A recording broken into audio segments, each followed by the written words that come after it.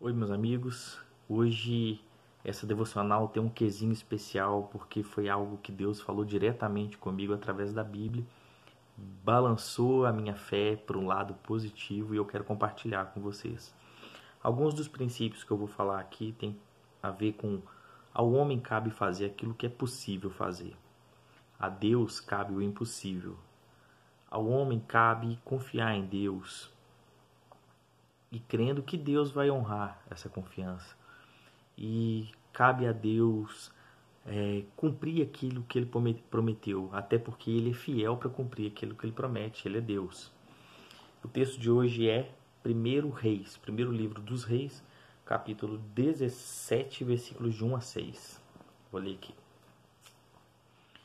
Um profeta chamado Elias, de Tibsé, na região de Gileade, disse ao rei Acabe: Em nome do Senhor, o Deus vivo de Israel, de quem sou servo, digo ao Senhor que não vai cair orvalho nem chuva durante os próximos anos, até que eu diga para o orvalho e a chuva cair de novo. Então o Senhor Deus disse a Elias: Saia daqui, vá para o leste e se esconda perto do riacho de Querite, a leste do rio Jordão. Você terá água do riacho para beber, e eu mandei que os corvos levem comida para você ali. Elias obedeceu à ordem do Senhor e foi, e ficou morando perto do riacho Querite. Ali ele bebia a água do riacho, e os corvos vinham trazer pão e carne todas as manhãs e todas as tardes. Então, esse texto aqui é uma relação direta de Deus com Elias. Deus dá uma ordem para Elias para ir até o rei de Israel, que era Acabe, que foi o pior rei, um dos piores, conforme a história do livro dos reis. Acabe era casado com Jezabel. Depois vocês vão ver aí, se for lendo adiante, a perseguição que Jezabel coloca, em torno de Elias.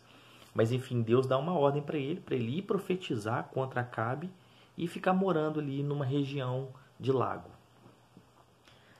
Então vamos lá, umas pequenas análises aqui. O possível é papel do homem fazer. Então nos versículos 1, 3 e 5, a gente vê a atitude possível do homem, a atitude que Elias toma. Primeiro, profetizar. Deus usaria Elias para profetizar contra o pior rei, que era o rei Acabe. No versículo 3, outra coisa possível: viajar para o riacho, se esconder lá e crer na provisão de Deus. Elias faz isso.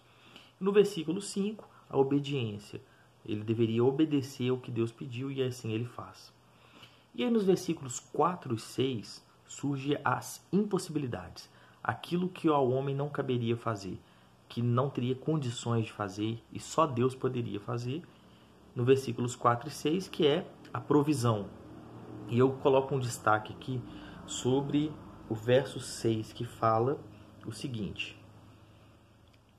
Aliás, vamos no 4 primeiro. No 4, que fala que Deus deu a ordem para corvos.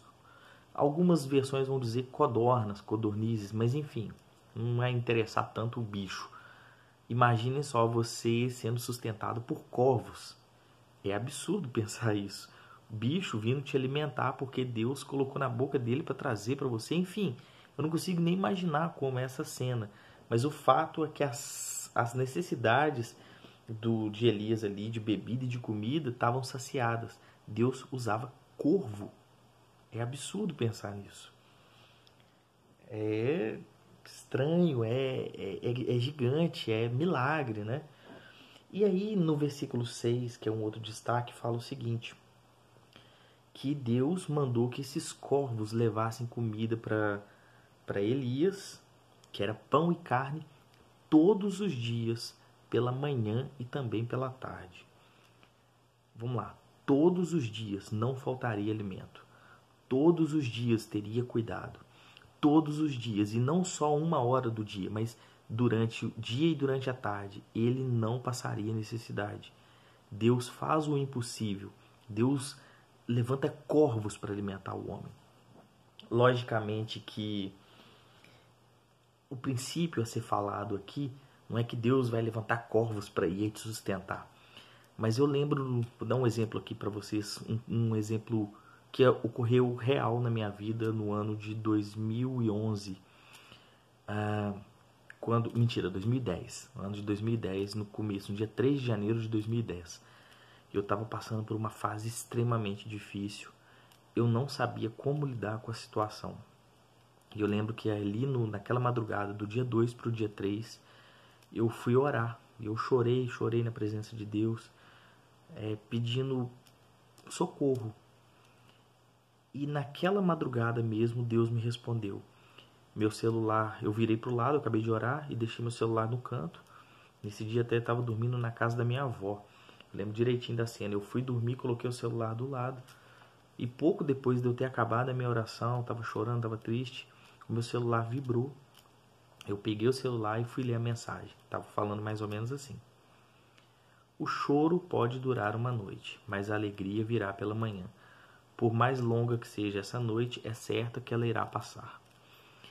E quando eu recebi aquela mensagem, eu chorei igual criança, porque eu sabia que era Deus falando comigo. Quem foi esse corvo que trouxe esse alimento para mim? Foi um amigo meu que é ateu, que não acredita na Bíblia, que não acredita em Deus. E ele usou um texto bíblico para falar comigo. Esse foi o meu corvo. Esse foi aquele cuidado manifestado de Deus sobre a minha vida. E eu quero finalizar dizendo algumas coisas para você. Se você se sente incapaz, Deus é quem te capacita. Se você crê que você não é bom bastante para realizar alguma coisa, Deus é quem te torna bom. Se você não se sente pronto para determinada tarefa, Deus, ele te capacita, Deus, ele te prontifica, ele te prepara. E se a gente acha que a gente não vai dar conta, Deus nos fortalece, Deus nos coloca inteiros para aquilo que a gente tem que fazer, para aquilo que deve ser feito, enfim, para lidar com as dores e com os dilemas da vida. O que eu posso dizer para finalizar aqui é um salmo maravilhoso de Davi, o Salmo 37, versículo 5. Entrega o seu caminho ao Senhor, confia nele e o mais ele fará.